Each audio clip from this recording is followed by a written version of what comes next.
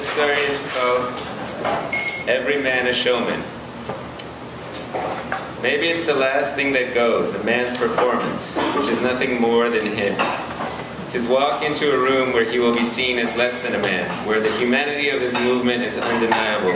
So they will say, all right, he is a boy then, because performance is a boy's world. It is comical because the show started before he walked into the room. It started when he woke up in the morning, and before that it started when he was born. Why would anybody want to draw a thick black line between the boy and the man anyway, except for fear? Watch me dance on that line, a man says. You've never seen anybody move like this. If for nothing else, then you've never seen this moment of the world before. The show is what's real. The moment when the curtain goes down and the audience walks out, that moment is a lie. I always wanted to show them that that moment was a lie, until finally the only way to show them was to not go to any movies anymore. And then the show opened up, and I could move through the world letting each man know that he had an audience member in me. And my only encouragement was that he make his performance true. As long as it was true, it was good. As long as he knew that he was speaking from a stage, he was believing in his audience. And I learned in high school how Mr. Fyodor Dostoevsky said that we are all responsible for all. And man as a showman is just exercising his responsibility one person at a time. He knows he can't get to everybody all at once, but if he carries his performance with him all the time, then he has something for them when they meet. I've seen it come out in desperation, but every man feels it more desperate to do nothing, or realizes it later when he goes home and thinks, this sorrow is not just mine, it is everybody's, and I am done with acting like it's any different. If you laugh along with the joke, then it means you know where the joke came from, and the man who told it writes it down in his memory, as proof to himself that it is a public sorrow, not only shared, but out in the open. It is already out in the open, so there is no genius in the discovery of that, only in the aligning of that public feeling with his private self. Everything he is by himself is building up to the public moment, and if he is smart, he's a little bit of an audience for himself when no one else is around. Get a load of this guy, thinking he can do anything. He's a live one, all right. Somebody's already wondered like hell about him through the course of a day, namely, himself. So by the time the evening rolls around, he can roll with it. He can sit back like this is his world, and for all practical considerations, it is. This is his world that's got him by the back of the neck, but a man can still dance as long as his feet are free. I stood outside one of the largest banks in the world and listened as the security guard told me, "You're crazy if you think I keep my money in there." It was a warm evening in San Francisco. "How do you think they got so big?" he said. Good point. I like things simple. A little money, a little music when you go home, a little time with your woman. Sounds wonderful, I said. It is wonderful. So why do we make it so hard? Why do we think a man has to have a mansion and a sailboat and a different woman every day of the week? Ask the guy who owns this bank, I said. That's right, that's what it is. Somebody at the top says, this is how it is. This is how it has to be. I don't want to be the guy at the top. I want to not worry about who's on top. Just then a man came out of the bank. He was tall and wore sunglasses. He knew the security guard. "They got me this time, Danny," he said. "What'd I tell you? How'd they get you?" "For closing my place."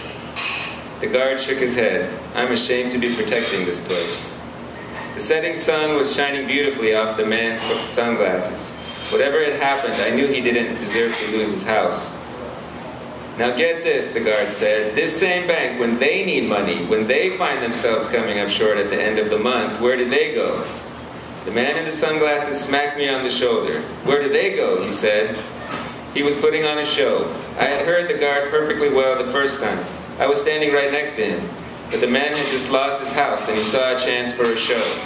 I understood. "They walk right up to the government. They walk right up to the president." "To the president," the man said, smacking me on the shoulder. I laughed. It was partly a comedy too. The man very subtly fed off the laughter of his audience like a great actor. "They walk right up to the president and they say, 'Mr. President, we're a little short. We could really use your help.' And does the president say, 'All right, well, here's what I can give you'? No, he does not." "No, he does not," the man said. Smack. They were in a rhythm now. I tried to remember shows I'd seen where a character with a small role did his part admirably. That was what they needed from me. Each smack was directed to a world the man wanted to love, but had not made it easy for him to do so. Do you know what the president says? He says, "How much do you need?" "How much do you need?" the man said. He did not have a smack for me that time. He tried, but there was nothing behind it. But I did something funny. I jerked back like there was. He was going to need showmanship when he left the bank. He was going to need it when he got home and saw the house he wasn't going to be able to keep anymore. And I wanted him to know that I was on his side for that. A boy knows that he is a show as he is. He knows that he is worth marveling at, because he knows that none of the ugliness of the world is his doing. When he grows up, his show is a way to say hello to the boy. He is going to say hello to him one way or another, so he might as well be the show he intends to be. My own show was believing. It was as real a show as there was. I used to look around among the audience when I was a boy and know there was a great show happening there too. Now I had a chance to demonstrate that I had been right. It didn't matter if anybody believed it or not, any of the people walking by. They would know it when I was their audience too.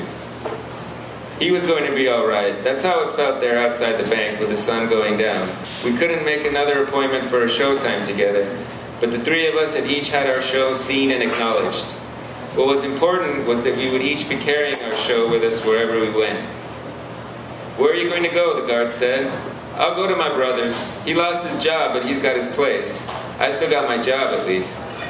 He started walking away, looking back at us once as if to say he had another smack for me if there was anything else, and then turned and left.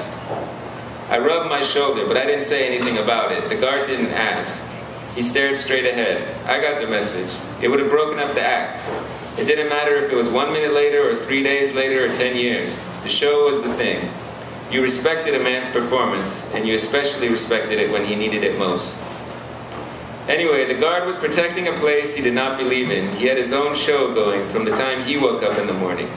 There were men who told each other silently that they would keep each other's show going.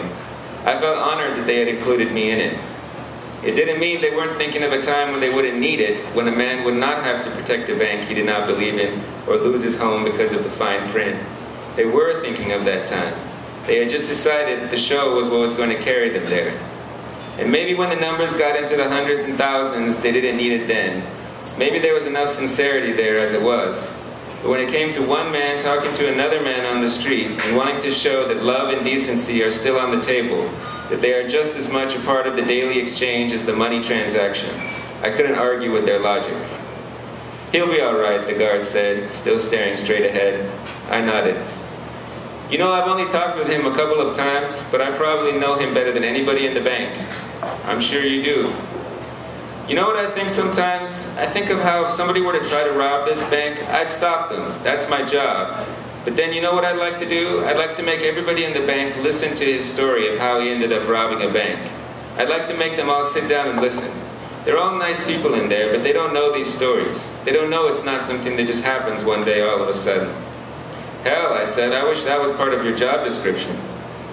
We had a good laugh about that one. We laughed that our show extended out to people we didn't know and to their stories.